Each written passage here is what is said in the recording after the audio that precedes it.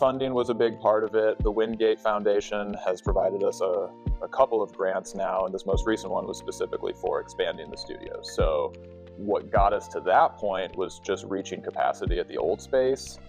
It was less than half the size of the room we're in now, and we had capped out at about 30 members over there, and the wait list just kept growing. There was a lot of demand for more space, and so the grant allowed us to be able to afford this.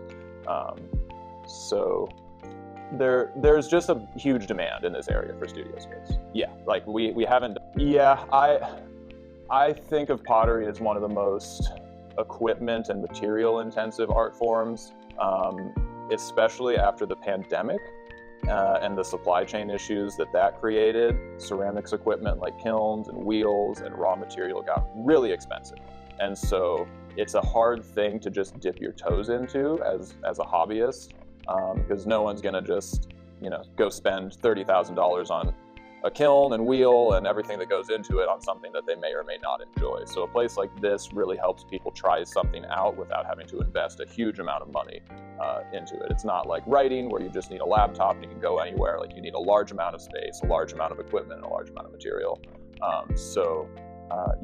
It's an accessibility thing, and pottery is not a very accessible art form. So there are a couple other community studios that I know of. There's the Community Creative Center downtown Fayetteville. Up in Bentonville, there's Fifth Street Studio. They have similar open studio programs as ours, but more limited. They're more education focused, as I understand. They provide a lot of workshops and classes, but we have 24-hour access here for members, which those studios don't provide. So we're more focused on local artists having a co-working space as opposed to education, like those other programs. But obviously the University of Arkansas has a huge program, amazing studio there. And so I kind of think of Mount Sequoia's studio as a place for people to continue their education. Say they take classes at the CCC or they're graduating from the U of A. This provides a workspace for people that already have experience and want to continue. Consistent growth. I mean, I've been really happy with the growth that we've seen already. If it were to continue at that rate, we would get huge. I mean, we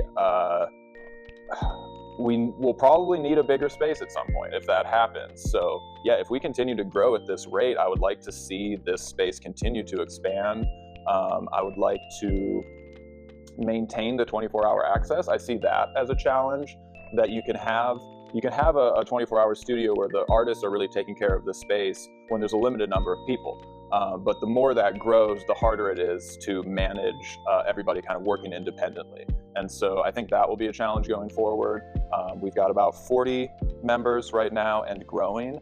And so the more and more people we bring in here, the bigger of a challenge it'll be to let everybody work independently without supervision and maintain that kind of collaborative sense of co-working in here. We don't want to limit hours. We want to maintain the accessibility, but I think as we grow, that balance will be challenging. So I would just like to maintain our growth and maintain the accessibility, and continue to allow like independent work and for the artists to make this space their own.